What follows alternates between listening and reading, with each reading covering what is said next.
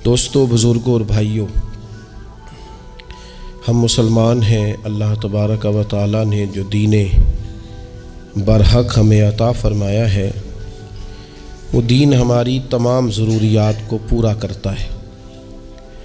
ہمیں یہ حکم دیا گیا ہے کہ ہم اللہ سے جب بھی مانگیں دنیا اور آخرت کی بھلائی مانگیں۔ ہمارے ہاں چونکہ ایک بڑا طبقہ ایسا ہوتا ہے الا ماشاء اللہ جس کو دنیاوی ضروریات پوری طرح گھیر لیتی ہیں اور دنیا داری کے مسائل ذہن پر، دل پر پوری طرح حاوی ہو جاتے ہیں۔ ہر وقت تصور یہی رہتا ہے کہ کسی طریقے سے میری دنیا داری مضبوط ہو جائے، میری دنیا داری مکمل ہو جائے، میرے روزمرہ کے کام پختہ ہو جائیں۔ اس کا لازمی نتیجہ یہ نکلتا ہے کہ انسان دینی کاموں کو بھی معاذ اللہ دنیا کے لیے کرنا شروع کر دیتا ہے۔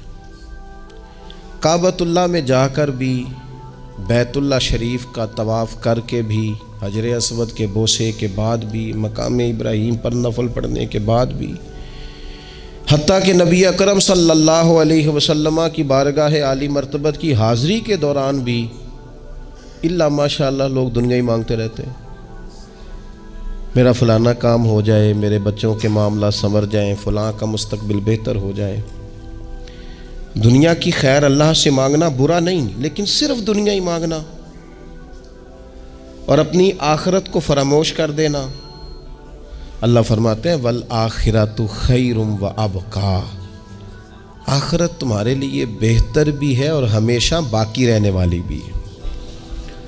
قرآن مجید نے سورہ بقرہ کے اندر قریش مکہ کی اس عادت کا ذکر کیا ہے۔ فرمایا جب وہ حج کرتے تو ان کا طریقہ یہ تھا کہ وَمِنَ النَّاسِ مَن يَقُولُ رَبَّنَا آتِنَا فِي الدُّنْيَا، ان میں سے کچھ لوگ یہ کہا کرتے تھے کہ یا اللہ ہمیں دنیا عطا کر دے، ہمیں دنیا دے دے۔ رب فرماتا ہے وَمَا لَهُ فِي الْآخِرَةِ مِنْ خَلَاقٍ، ان لوگوں کا آخرت میں کوئی حصہ نہیں۔ مانگی بھی ہے تو صرف دنیا، حج کر کے بھی دنیا، اللہ کے گھر جا کے بھی دنیا، شیخ کا بیعت ہو کے بھی دنیا، دینی محفل سے مراد بھی یہ، دینی اجتماعات کر کے بھی، دینی مدارس قائم کر کے بھی، خانقاہ کا، مسجد کا ماحول بنا کے بھی، اس سے بھی مطالبہ فقط دنیا کا۔ ان کفار کی اس عادت کو ذکر کر کے ہمیں سمجھایا گیا کہ جو فقط دنیا مانگتا ہے اس کا آخرت میں کوئی حصہ، اور فرمایا کچھ لوگ ایسے ہیں وَمِنْهُمْ مَنْ يَقُولُ رَبَّنَا آتِنَا فِي الدُّنْيَا حَسَنَةً، اچھا انہوں نے دنیا بھی مانگی تو صرف دنیا مانگی، حسنہ نہیں مانگی۔ اور یہاں فرمایا کچھ لوگ ایسے ہیں جو رب سے کہتے ہیں یا اللہ ہمیں دنیا میں بھی بھلائی عطا فرما، دنیا بھی دے تو حسنہ دینا، وہ دنیا دینا جو ہمارے دین کو تقویت دے، وہ دنیا دینا جو ہمارے اعمال حسنہ کو مضبوط کرے، دینی معاملات کو تقویت دے، دنیا بھی وہی عطا فرما۔ اور ساتھ کہتے ہیں وَفِي الْآخِرَةِ حَسَنَةً، یا اللہ ہمیں آخرت میں بھی بھلائی ہی عطا فرما، وَقِنَا عَذَابَ النَّارِ، اور ہمیں دوزخ کے عذاب سے بچا، أُولَٰئِكَ لَهُمْ نَصِيبٌ مِّمَّا كَسَبُوا، فرمایا ایسوں کو ان کی کمائی ہی ملے گی، جو انہوں نے کیا ہے وہ خوش نصیبی انہیں ضرور میسر آئے گی، چونکہ دنیا بھی مانگ رہے ہیں، آخرت بھی مانگ رہے ہیں۔ ہمیشہ کوئی بھی کام کریں کسی قسم کا بھی، اس میں یہ دیکھیں کہ کیا اس میں میرے لیے کوئی ذخیرہ آخرت بنے گا، کیا یہ کام میری قبر میں، حشر میں، قیامت میں میرے لیے کوئی فائدہ مند ہوگا۔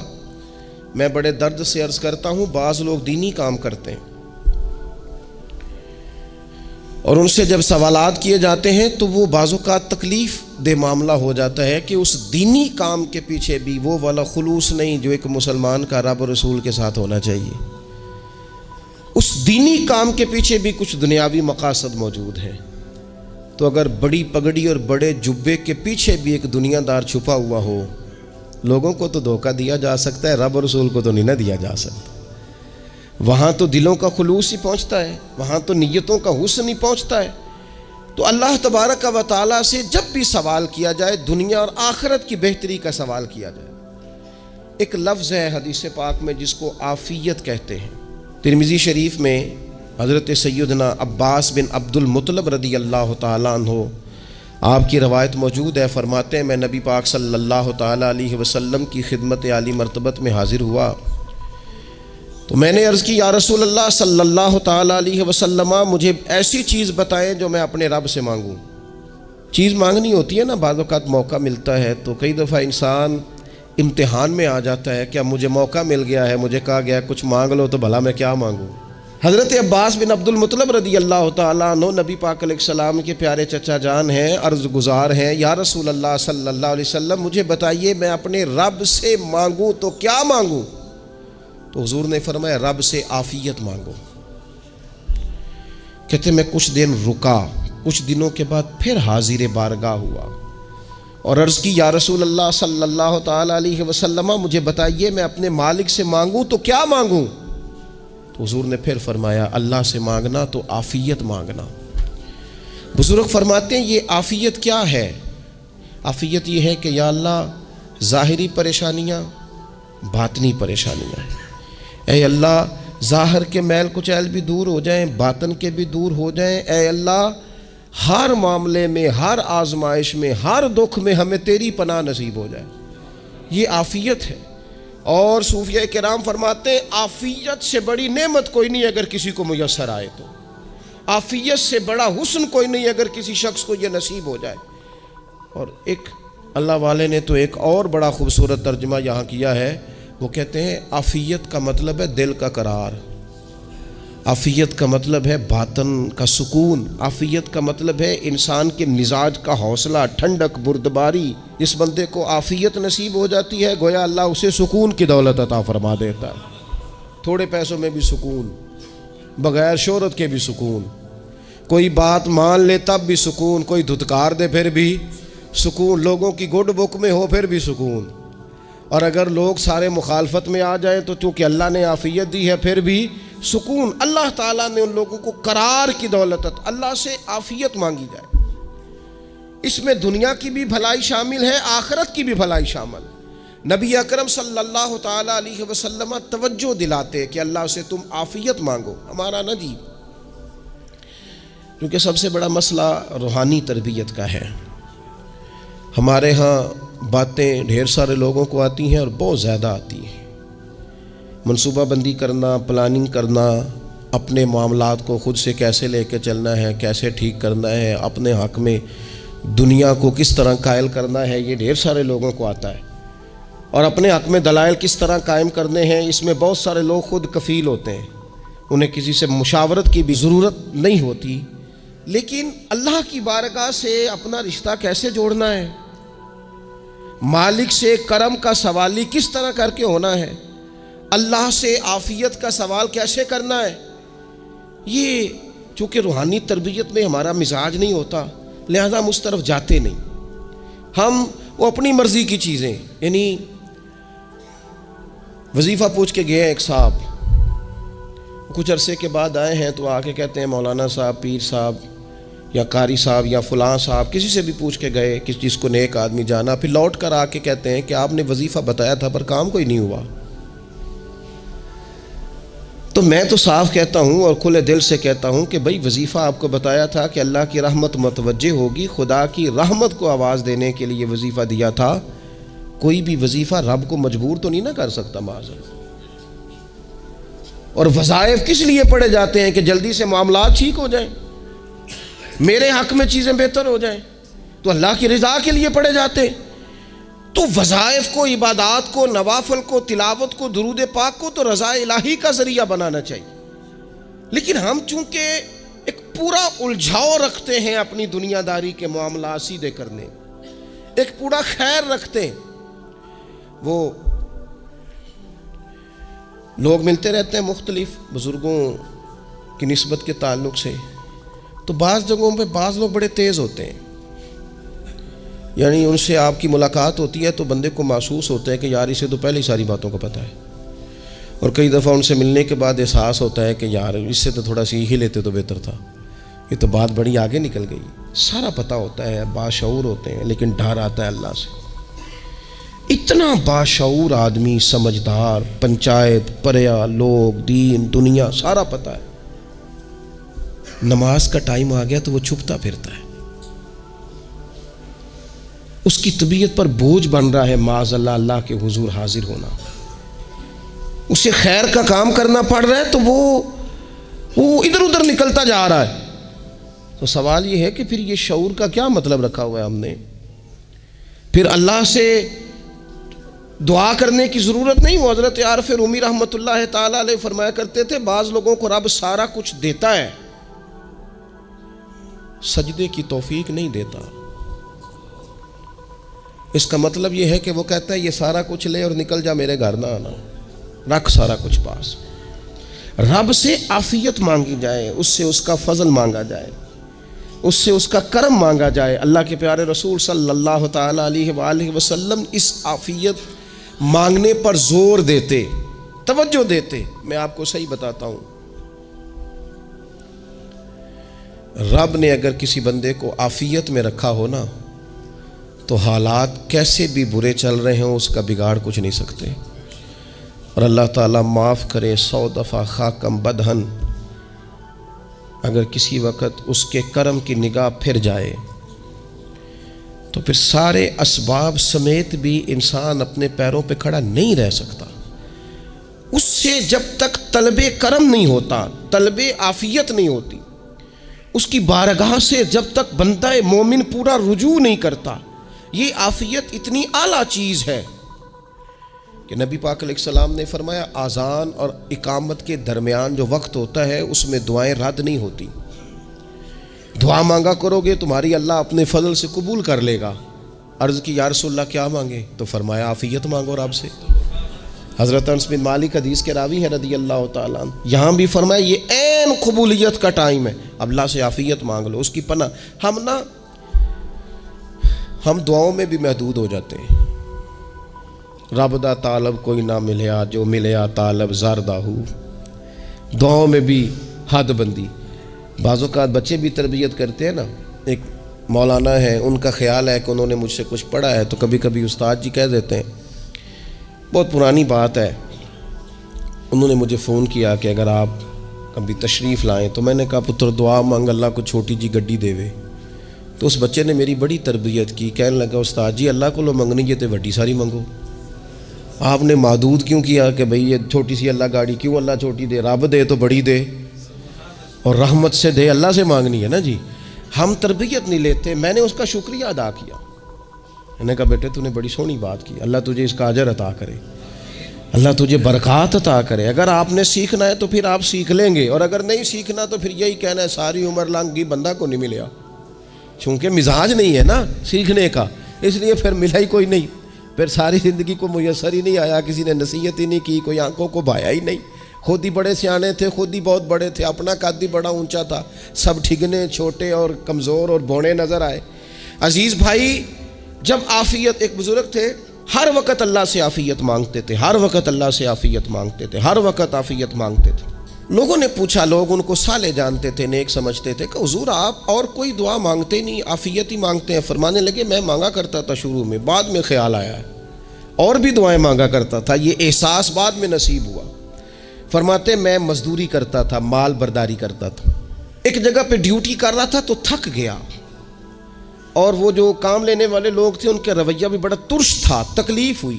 تو میں نے اپنے مالک کی بارگاہ میں عرض کی، مالک اگر 2 روٹی بغیر مجھے مشقت کے مل جائے دن میں تو تیری بارگاہ تو بڑی کریم ہے. کہتے ہیں میں نے یہ دعا مانگ لی. ذرا میں تھوڑا آگے بڑھا تو 2 بندے آپس میں لڑ رہے تھے، میں ان کی صلح کرانے کے لیے، انہیں بچانے کے لیے آگے بڑھا، تو میں جس کو چھڑا رہا تھا دوسرے نے میرے اوپر ضرب لگا دی، میرا بھی سر پھٹ گیا. تھوڑی دیر کے بعد وہاں پولیس آ گئی، وہ تینوں کو لڑنے والا سمجھ کے اٹھا کے لے گئے، مجھے جیل ہو گئی. 2 روٹیاں بغیر مشقت کے روز ملنی شروع ہو گئی. دعا مانگی تھی نا کہ یا اللہ 2 روٹیاں مل جائے نا بغیر مشقت کے. کہتے ہیں وہ 2 روٹیاں روز ملتی، کوئی کام نہیں کرنا پڑتا تھا، پر جیل ہو گئی. فرماتے ہیں میں بڑا پریشان تھا، روز روٹیاں پابندی سے آتی اور بہترین آتی، کھانا ملتا، پھر کچھ عرصے کے بعد میں نے سوچا کہ یار یہ دعا تو قبول ہو گئی نا تیری، اب تو اگر اس پر کوئی الگ بات کرے گا تو وہ تو غلط کرے گا. کہتے پھر خود ہی میرے دل میں اللہ نے بات ڈالی اور میں نے عرض کی مالک 2 روٹیاں نہیں، مجھے تو عافیت چاہیے، مجھے تو عافیت دے، میرے اوپر تو کرم فرما، تو نظر رحمت کر، جے ایک قطرہ بخشے مینوں، جے ایک قطرہ بخشے مینوں تے کام بن جاندا ہی میرا، مہربانی کر عافیت عطا کر. فرماتے پھر خدا نے کرم کیا، کہاں سے اسباب بنے میرے جیل سے چھوٹنے کے، کون کون میرے ضمانتی بنے اللہ ہی جانتا ہے. فرماتے ہیں دروازے بھی کھل گئے، رزق بھی ملتا ہے، صحت بھی میسر ہے، سجدہ بھی کر لیتا ہوں، سویرے تلاوت بھی کرتا ہوں، شام کو مدینے والے کی بارگاہ میں رج کے درود و سلام بھی عرض کرتا ہوں، میں ممکن ہوتا ہے تو کسی غریب کی داد رسی بھی کرتا ہوں. اب سمجھ آئی ہے ربنا آتنا فی الدنیا حسنۃ وفی الآخرۃ حسنۃ وقنا عذاب النار. اب سمجھ آئی ہے رب سے جب بھی مانگنا ہے عافیت ہی مانگنی ہے، اس سے کرم مانگ. ہم نے محدود دعائیں رکھی ہوئی ہیں، محدود، وہ جی فلانا کام میرا ہو جائے تو بھئی وہ ایک ہو گیا، اس کے بعد پھر نئی ٹینشن بن جائے گی. نہیں میں جی بچوں کی شادی کر لوں جی پھر میں فارغ ہوں. آپ شادی کر کے دیکھیں لاگو پتہ جائے گا کیسے فارغ ہوتے ہیں. آپ یہاں رکتے کیوں ہیں؟ آپ خدا سے عافیت کیوں نہیں طلب کرتے؟ اس کی بارگاہ سے وہ کیوں نہیں مانگتے کہ جو ایک قطرہ ملے تو دنیا اور آخرت کے سارے کام ہو جائے؟ اس سے اس کی رحمت کا سوال کرے، اس سے اس کے کرم کا سوال کرے. اللہ کی بارگاہ میں بھی حاضر ہونا اور جچی تلی اور جناب ناپ تول کر اور محدود چیزوں کا سوال کرنا، مالک سے مانگیں.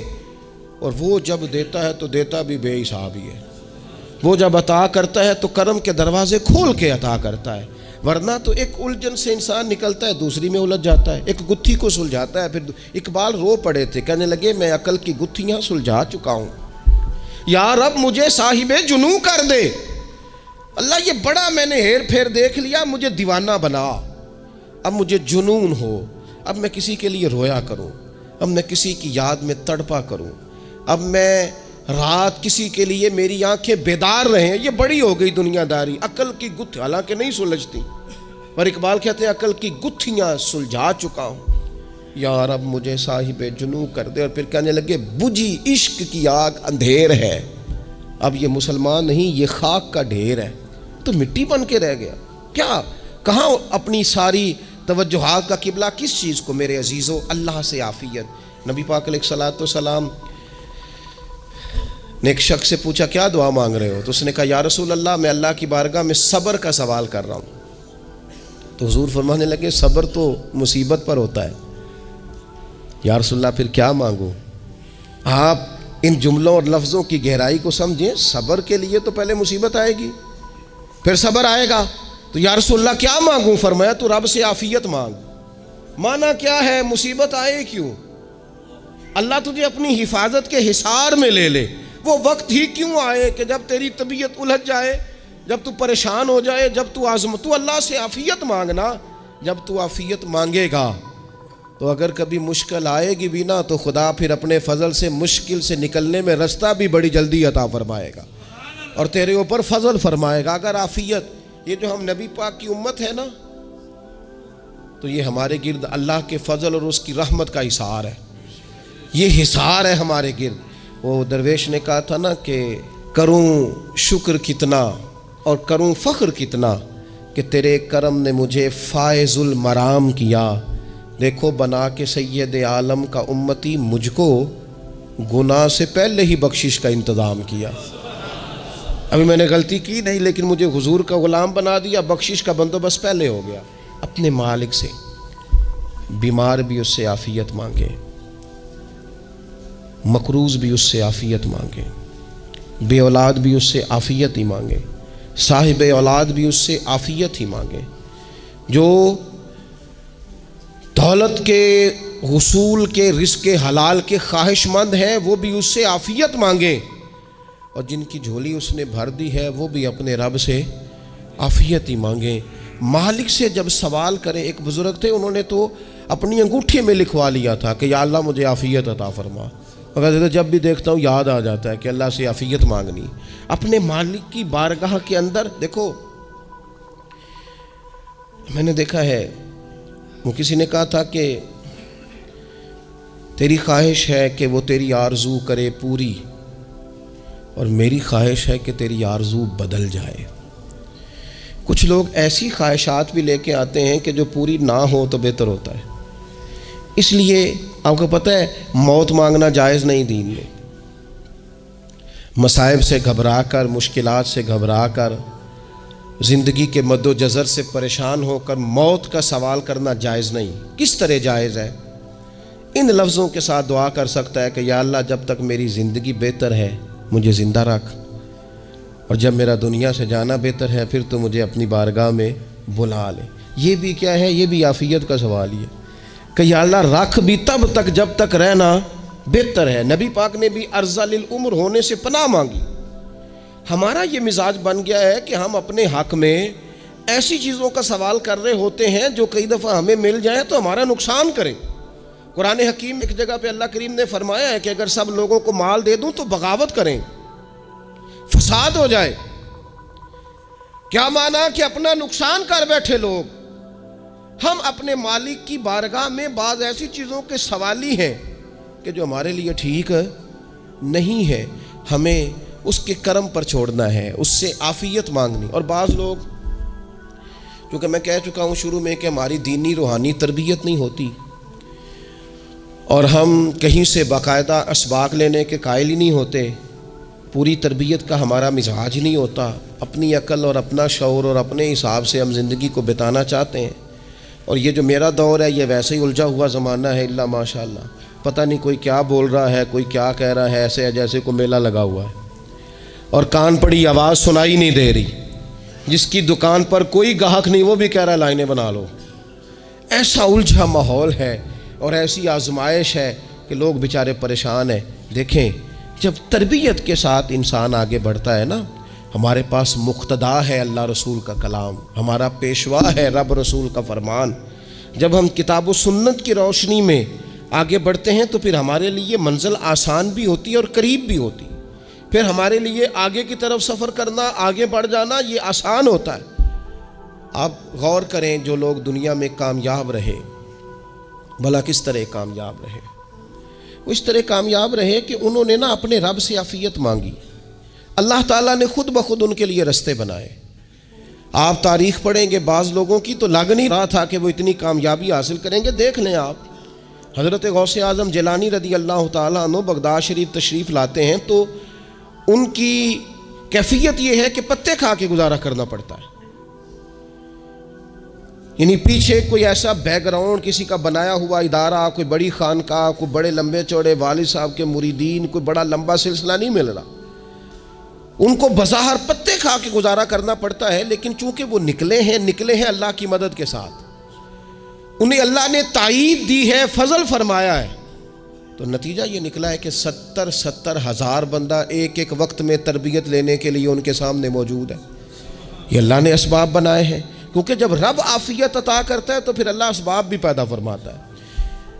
ہمارا ذہن تو تھک جاتا ہے سیاست کرتے کرتے، ہم تو جناب پوری ترتیب سے ہمیں سلیقہ آتا ہے کس طرح کر کے کس بندے کو کیسے قائل کرنا، پورے طور پر ہم وہ ساری زندگی سیاست کرتے رہتے ہیں۔ وہ خاندانوں میں بھی چلتی ہے، گلی محلے میں بھی چلتی ہے، دوستوں میں بھی چلتی ہے، اور بعد میں پتہ چلتا ہے کہ یہ پتے کھیل کون رہا تھا، اصل میں صلح کرانے والا تھا کہ لڑائی کرانے والا تھا، یہ سب کا خیر خواہ تھا، یا سب کی ذہن کے اندر فطور کی آمیزش ہی اس شخص کی وجہ سے تھی۔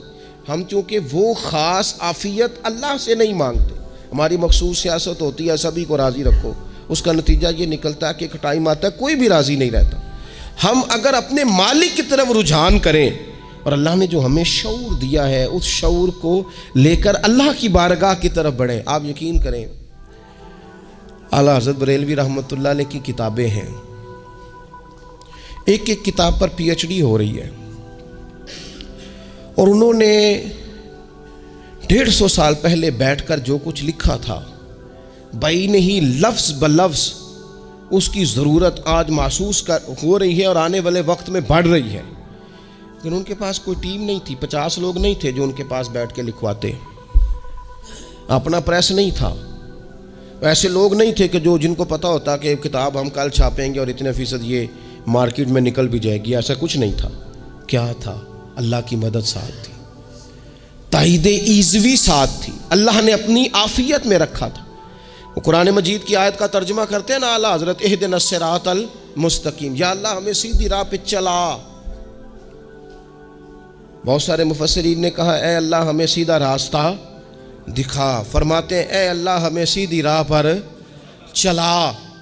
تو کسی نے کہا حضور یہ چلا اور دکھا میں کیا فرق ہے؟ فرمانے لگے دکھانے کا مطلب یہ ہوتا ہے کہ کسی نے پوچھا میں نے گجرانوالہ جانا ہے، تو دکھانا یہ ہے کہ اسے کہا یہاں سے باہر نکلو، روڈ پہ چڑھ جاؤ، سیدھے جاؤ گے، ایک پول آئے گا، اسے کراس کرنا، نیچے اترنا، وہاں سے شہر شروع ہو جائے گا۔ پھر اس نے اگر کوئی اندرونی جگہ شہر کی پوچھ لی تو اس کو کہا کہ رائٹ ہو جانا، پھر لیفٹ ہو جانا، پھر آگے کسی سے مزید۔ یہ ہے راستہ دکھانا، اور ایک ہے چلانا۔ اس نے کہا میں نے گجرانوالہ جانا ہے، تو اس نے کہا ساتھ بیٹھنا میری گاڑی پہ، جہاں تو نے جانا ہے میں چھوڑ کے آتا ہوں۔ یہ راستے پہ چلانا ہے، یہ مقام تفکر ہے، آپ اس پر غور فرمائیں گے۔ کہتے ہیں یا اللہ تو ہمیں راستہ دکھائے گا، اور دکھاتا ہے، لیکن چاروں جانب شیطان بھی تو بیٹھا ہے نا، فتنے بھی تو ہے نا۔ تو اگر تیری رحمت ساتھ رہے، مانا کہ محبت کے سفر میں ہر گام پہ 100 مشکل ہے، لیکن یہ سفر آسان بھی ہے اگر ساتھ تمہارا ہو جائے۔ اگر تو ساتھ چلے تو پھر یہ سفر مشکل۔ وہ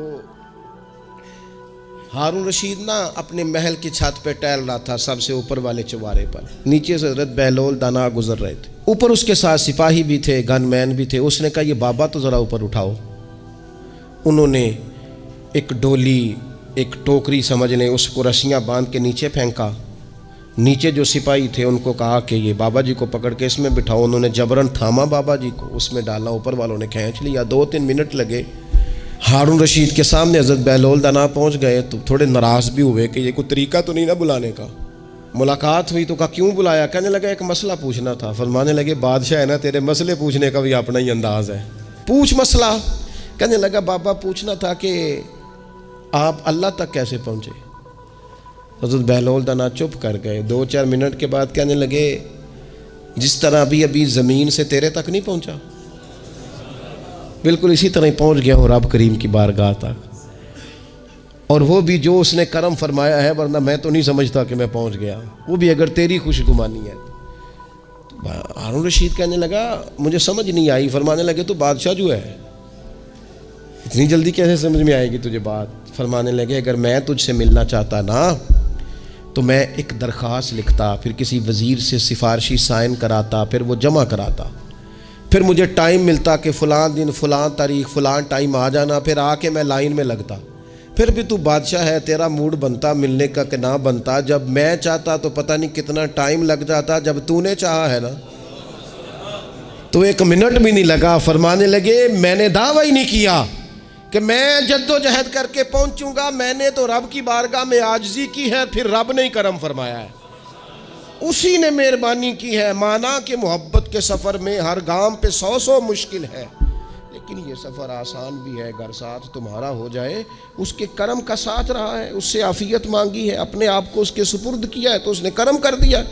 جب تک یہ مزاج نہیں ہم بناتے کہ مالک سے عافیت کا سوال کریں، اپنے آپ کو اپنے رب کے حوالے کر دیں، اس کی رحمتوں کے سپرد کر دیں، اتنی دیر تک زندگی میں ٹھہراؤ نہیں آتا، قرار نہیں آتا۔ مشکات میں موجود ہے، اللہ کے پیارے رسول صلی اللہ تعالیٰ علیہ وسلم تیمارداری کے لیے گئے تو صحابہ کرام فرماتے ہیں وہ بندہ نا اتنا پتلا نحیف اور لاغر ہو گیا تھا جس طرح چڑیا کا بچہ ہوتا ہے، کمزوری ضعف طاری تھا۔ تو محبوب کریم نے اسے دیکھا تو بڑے کریمانہ انداز میں کریم فرمانے لگے تو کوئی دعا نہیں مانگتا، تو عافیت نہیں مانگتا اللہ سے؟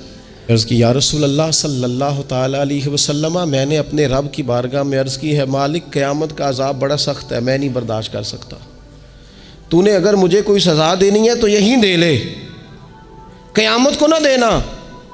تو کہتے ہیں محبوب فرمانے لگے سبحان اللہ، او خدا کے بندے تو رب کی سزا دنیا میں بھی نہیں سہ سکتا، اللہ سے یہ بھی سوال نہ کر، تو رب سے کہہ ربنا آتنا فی الدنیا حسنۃ وفی الآخرۃ حسنۃ وقنا عذاب النار۔ تو رب سے دنیا میں بھی حسنہ مانگ، بھلائی مانگ، تو آخرت کے لیے بھی بھلائی مانگ، تو اس سے عافیت کا سوال کر۔ تو نے یہ سوال کیوں کیا؟ عرض کی یا رسول اللہ کرم ہو گیا ہے، مجھے سمجھ آ گئی ہے، اب میں اسی طرح ہی کروں گا۔ عزیز دوستو، ہم کہاں سہ سکتے ہیں؟ ہم دنیا میں رب کی سزا ہم نہیں سہ سکتے، ہم کمزور ہیں تو گرمی نہیں سہ سکتے، شدید سردی نہیں سہ سکتے، شدت کی بھوک لوگ نہیں سہ سکتے، کوئی آزمائش نہیں سہ سکتے۔ وہ جو لوگ بعض اوقات کہہ دیتے ہیں نا جی فلاں چیز ہمارے اعمال کا نتیجہ ہے، تو میں کیا کرتا ہوں، نہ کو یار ہم تو یہ بھی نہیں سہ سکتے، ہم کہاں برداشت کر سکتے ہیں، ہمیں تو وہ معاف ہی فرمائے، ہم حساب والے ہیں ہی نہیں، ہم تو صرف معافی والے ہیں۔ ہم سے نہ حساب پوچھے، اس نے حساب پوچھا تو پھر تو بڑی مشکل ہو جائے گی، اگر اس نے حساب پوچھا تو بڑی رسوائی ہو جائے گی، اگر حساب پوچھا تو مشکلات سامنے دکھائی دینے لگ جائیں گی۔ ہم سے تو وہ درگزر والا معاملہ کرے، ہم سے تو وہ کہے جا میں نے محبوب کے صدقے تجھے معاف کیا، جا تیرے لیے رحمت اور بخشش والا فیصلہ کیا۔ وہ کوئی سبب اس کی رحمت کسی سبب کو دیکھ لے اور درگزر کر لے۔ تو آج کی پوری گفتگو میں آج آپ کو بڑی ذمہ داری سے یہ گزارش کر رہا ہوں، اللہ سے عافیت مانگے، ہر وقت عافیت مانگے۔ میری سالوں سے روٹین ہے، میں دعا مانگتا ہوں، اللہم انا نسألک العفو والعافیت فی الدین والدنیا والآخرہ۔ اور یہ خاموش تبلیغ ہوتی رہی، میں مانگتا رہا، کئی بچوں کو ویسے یاد ہو گئی، اس کو یاد کر لیں، اللہ سے عافیت مانگے، دین میں، دنیا میں، آخرت میں، اس کو اپنا مزاج بنائیں۔ اللہ تبارک و تعالی ہم سب کو عافیت نصیب فرمائے۔ آخر دعوانا الحمد۔